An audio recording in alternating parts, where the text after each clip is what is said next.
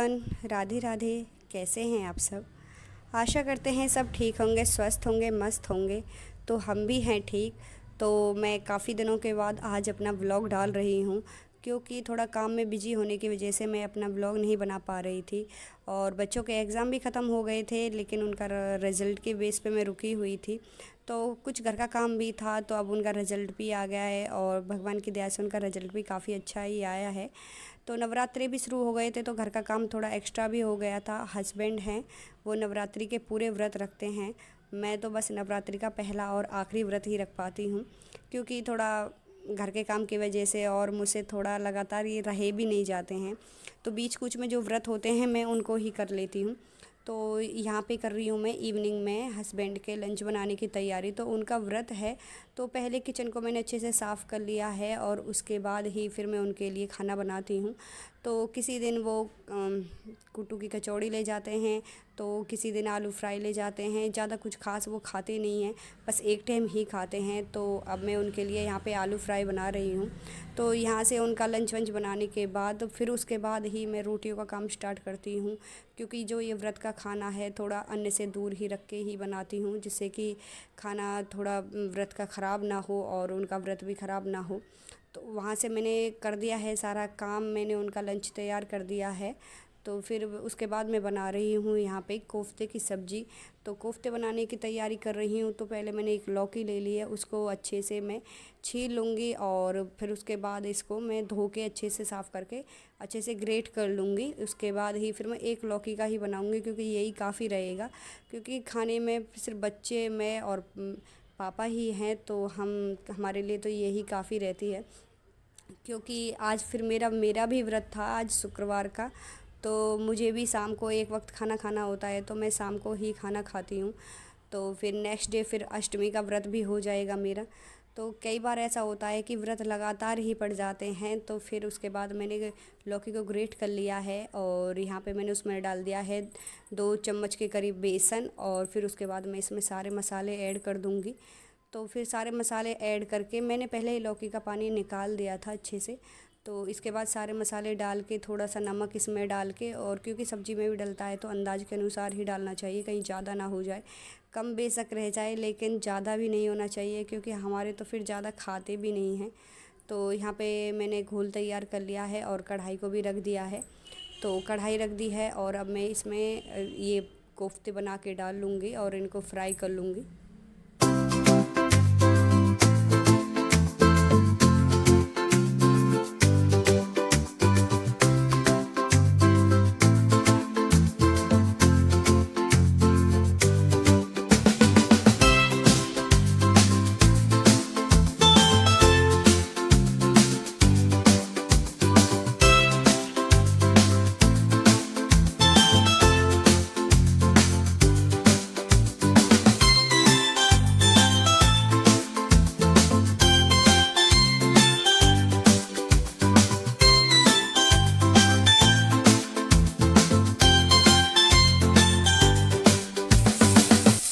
तो मैंने सारे कोफ्ते बना के रेडी कर लिए थे। उसके बाद मैंने 2 टमाटर और हरी मिर्च को पेस्ट बना लिया था और मिक्सी में पीस लिया था अच्छे से।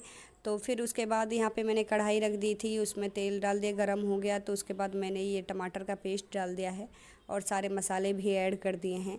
तो इसको मैं तब तक भूनूंगी जब तक कि मसाले में से तेल अलग ना हो जाए। तो मसाले को जितना अच्छे से भूनते हैं उतना ही अच्छी सब्ज़ी का टेस्ट भी आता है।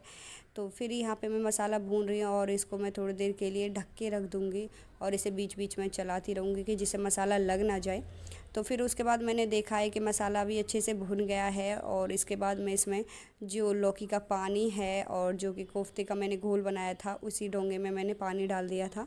तो उसी पानी को मैं इसमें ऐड कर दूँगी और अंदाज के अनुसार ही पानी डालूँगी। बहुत सारे लोग इसको ग्रेवी की तरह भी खाते हैं, बहुत सारे लोग थोड़ा पतली तरीके की भी खाते हैं, तो हमारे भी थोड़ा ऐसा ही खाते हैं। तो फिर मैंने यहाँ पे रख दिया है इसको ढक के। तो जैसे ही इसमें उबाल आ जाएगा उसके बाद फिर मैं इसमें कोफ्ते ऐड करूँगी। तो पानी अच्छे से देख लूँगी बॉईल हो रहा है। तो मैंने देख लिया थोड़ी देर बाद, तो पानी भी अच्छे से बॉईल हो चुका है और अब मैं इसमें ऐड कर दूँगी सारे कोफ्ते। तो कोफ्ते अलग से खाने में भी काफ़ी अच्छे लगते हैं, लेकिन मेरा व्रत था तो मैं भी खा नहीं सकती थी और बच्चों ने खाने से मना कर दिया था। तो वो कहते हैं कि पता नहीं क्या क्या सब्ज़ी बनाते हो, हमें ये पसंद नहीं आती हैं। तो ये है कि पर बच्चों के ऊपर क्या है कि घर वालों की डिमांड रहती है तो सारी सब्ज़ियाँ बनानी पड़ती हैं। तो फिर उसके बाद मैंने बनाई थी तो बच्चों ने खाई भी थी और उन्हें पसंद भी आई थी। तो यहाँ पे मैं सारे कोफ्ते ऐड कर दूँगी और उसके बाद मैं अपना खाना तैयार कर लूँगी क्योंकि मुझे भोग लगाना है टाइम से।